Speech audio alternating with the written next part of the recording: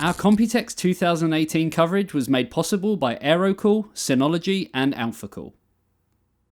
Hey everyone, I'm Andy Raffel from eTeknix.com and we're here at Computex 2018. Now we've just stopped by the Epicgear, I want to say booth, but it's a little bit more than that, so let me actually explain.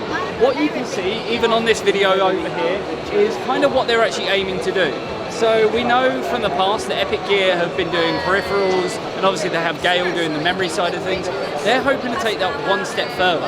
So kind of, in a way, coming away from B2C and going more towards the B2B market. So what they'd actually be doing is taking a design and actually coming to a hall or an exhibition or something like that, and actually building up a space where you can game. So you actually find over here, all of these panels are fully modular, and essentially they can take a design and they can build up the space so that you can actually play games, LAN gaming events and things like that. The TV really does kind of show us exactly what they're hoping to do, and obviously they can style it and design it to kind of your own personal needs. So you can see everything gets kind of put onto the wall. We have all of the like gaming stations with all the computers and everything built in, and we can actually show you exactly what that's like around here. So if you follow me,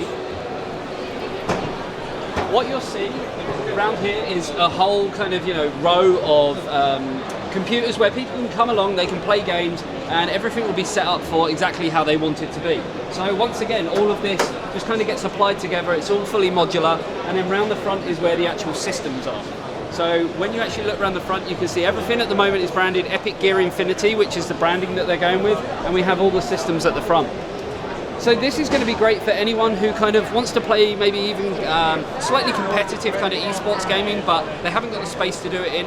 So people kind of, get a space, they end up renting it out, and then they can kind of get all this stuff put in and just really sort of, have a good time. And we have also been told, generally when you look at spaces like the Red Bull Gaming Sphere, and so we have the Red Bull Gaming Sphere, that took, a very, very long time to kind of set up.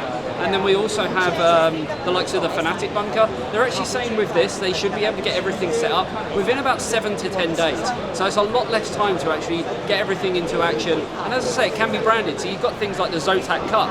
If Zotac wanted to come along and do something, they could make this all yellow to kind of match in with their theme.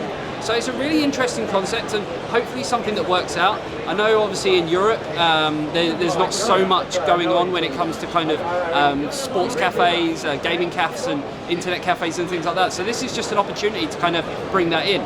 So there you go. Hopefully this is going to be a concept that works. If you think it is, let us know in the comments section below. I'll see you in the next video. Remember to keep checking back for the latest Computex coverage. See you later.